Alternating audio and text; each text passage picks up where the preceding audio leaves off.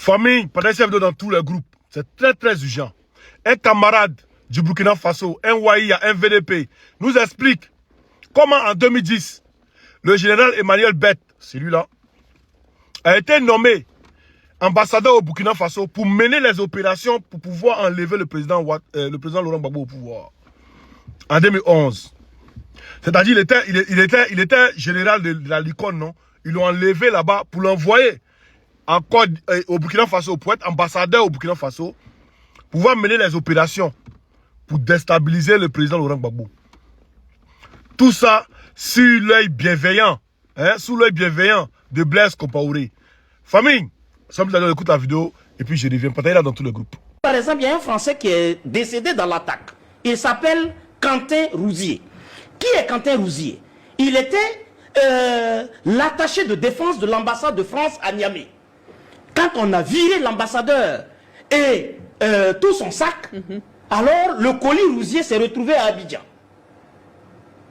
Et c'est d'Abidjan que Rouzier et ses mercenaires ont embarqué.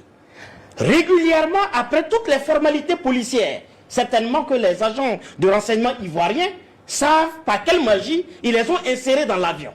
Donc, Tiani ne peut pas frontalement oser lever le ton à ce niveau s'il n'a pas régulièrement le fait que Rouzier est un agent enregistré jusqu'à ce jour comme agent de la DGSE française, ayant agi sur le couvert d'attaché de défense à Niamey, à l'ambassade, dont il avait une certaine connaissance du terrain et du dispositif français présent là où ils ont attaqué. Donc il a une fine connaissance. Et ensuite il était à Abidjan et c'est d'Abidjan qu'ils ont attaqué. D'accord.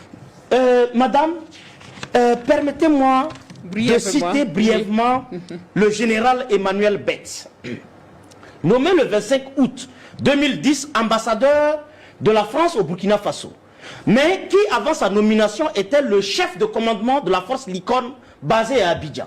La France, sentant les cartes Gbagbo lui échapper et l'insoumis Gbagbo lui dicter ses lois, a décidé de ramener le général Emmanuel Bett à Ouagadougou comme le point focal de l'opération en préparation pour faire tomber Gbagbo.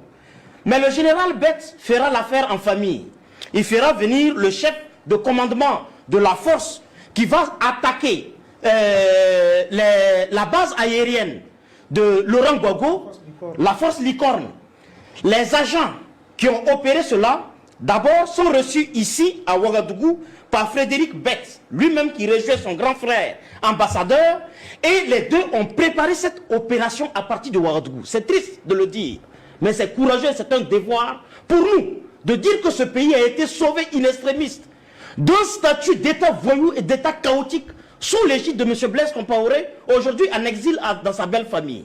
Mais cette action a été préparée par deux personnes qui ont agi premièrement comme commandant des forces Licorne, ensuite comme ambassadeur, et après qui fait venir son petit frère, et quand il réussit l'opération d'éventrer le palais ivoirien pour envoyer Gbagbo à la CPI, alors le général Emmanuel Bett est élevé à la dignité de numéro 2 de la DGSE pour service qualitativement réussi au profit.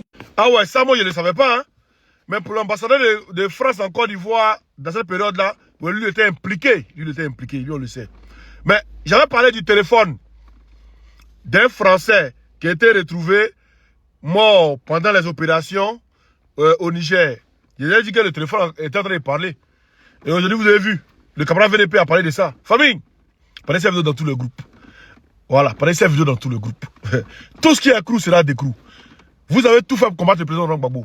Aujourd'hui, c'est vous livrer notre or là, à 8%. Au multinational. Livrez notre pétrole à 8%.